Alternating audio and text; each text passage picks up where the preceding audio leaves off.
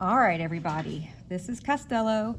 This is my first attempt at trying to teach virtually using the packets. Anyway, this new unit is Unit 7. This is the first packet of Unit 7. This is new material for you guys. We're going to be talking about polynomials. The definition is just an expression, which means it's not an equation. It's an expression that consists of many terms. So it can be one term or more than one term. When you write a polynomial, it's supposed to be written in what we call standard form. You've heard that term before. It has many meanings in algebra. But in regards to polynomials, it means that with the variables, you should write them alphabetically if possible. But it's more important that the highest exponent is written first down to the lowest exponent, and then it would be written in standard form. Here's an example of a polynomial. This says 2x cubed plus 5x squared minus 4x plus 7. This polynomial has 4 terms, and the exponent right here is a 3, there's a 2, there's a 1, and then if you don't see a variable, then the exponent is degree 0. So that's why it's written like this, the highest exponent down to the lowest exponent. This is written in standard form. It's 4 terms, and the highest exponent is a 3, and that's how you name that polynomial. You would call this a third degree polynomial.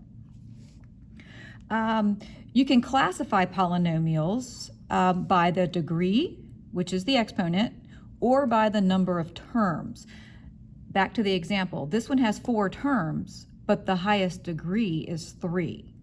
So anyway, if you're talking about the exponents, remember the degree is when you're looking at the exponents. If there is no variable, then that's just a constant, like this 7, so the degree is 0. If you don't see a number, but you do see a variable, then that would be a degree 1.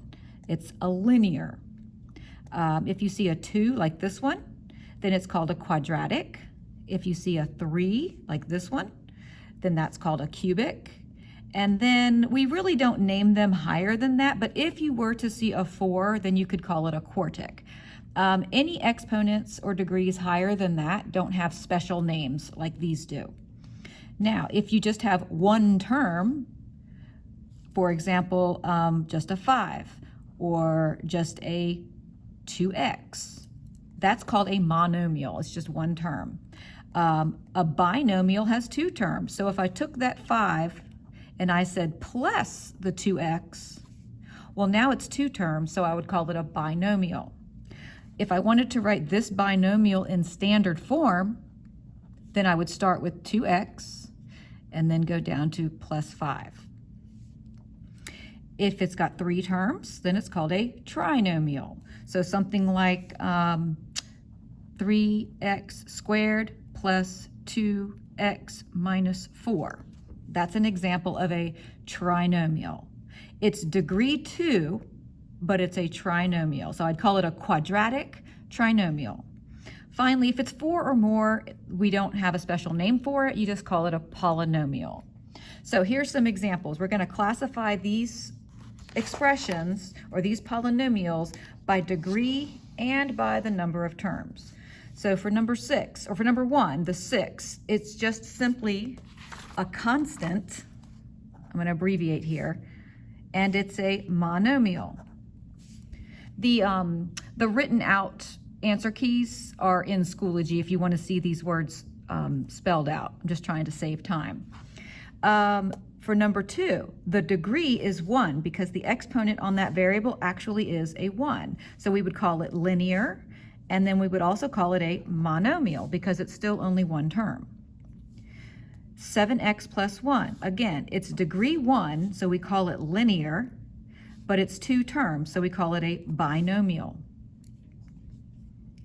Number 4, degree 2, so we call it a quadratic, but it's 3 terms, so we call it a trinomial.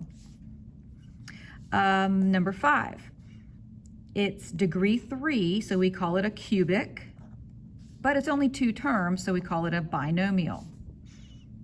And finally, this one goes up to degree 4, so we can call it a quartic. Oh, these two are kind of confusing. This one's quadratic, this one's quartic. But it's 4 terms, so we would just call it a polynomial. Now, number 7 through 12, they want you to take the polynomials and write them in standard form. Right now, they're just sort of out of order. So for number 7, the highest degree is 2, so I'll start with that term. So I'm going to start with 2x squared. The next, so I've used that term.